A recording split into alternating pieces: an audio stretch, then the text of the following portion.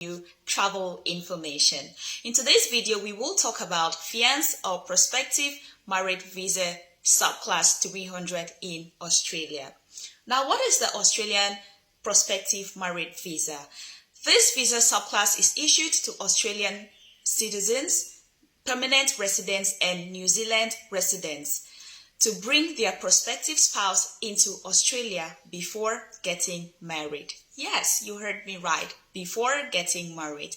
A lot of people don't get the differences between the Australian married visa, the Australian de facto visa, and the Australian prospective married visa.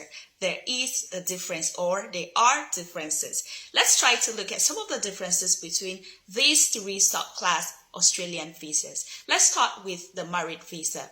With the Australian married visa or spouse visa, those who are already married, the Australian citizens or residents who are already married, apply for a visa to bring in their spouse to come live with them in Australia.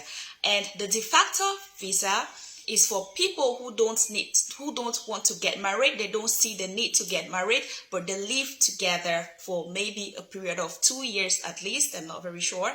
Yes, but they have the need to have lived together for a certain period of time for them to apply for this kind of Australian visa, which is known as the de facto visa. And the prospective married visa or the fiance visa subclass 300, which is our topic for this video, is for you to apply for a visa to go into Australia before you actually get married to your prospective spouse. Now, let's look at the entitlement of the Australian prospective married visa subclass 300. Holders of the prospective married visa in Australia are allowed to enter Australia and live for 9 to 15 months before actually getting married to their spouse or their prospective spouse. If you're a holder of the prospective married visa in Australia, you're also allowed to travel in and out of Australia as often as you want within a period of 9 to 15 months.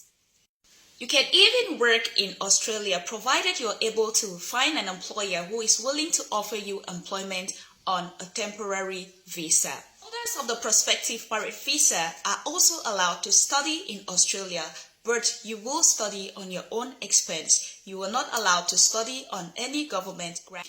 After looking at all the entitlement or advantages of the prospective married visa subclass 300, now let's look at the requirements, what you need for you to be able to qualify to apply for this visa type in Australia. Number 1, must not have had a visa cancelled or an application refused. 2, be out of Australia when you apply. You need to be outside of Australia by the time you are applying for the prospective married visa subclass 300. You must have a sponsor, and the sponsor must be an Australian citizen or an eligible New Zealand resident.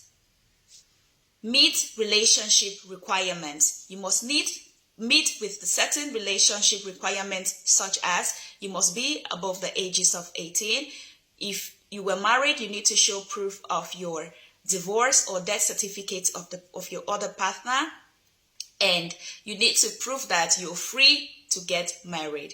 And also, you need to show proof of the intention that you will actually get married to your prospective spouse before the visa period ends. Thank you all for watching, and see you next time with more travel information.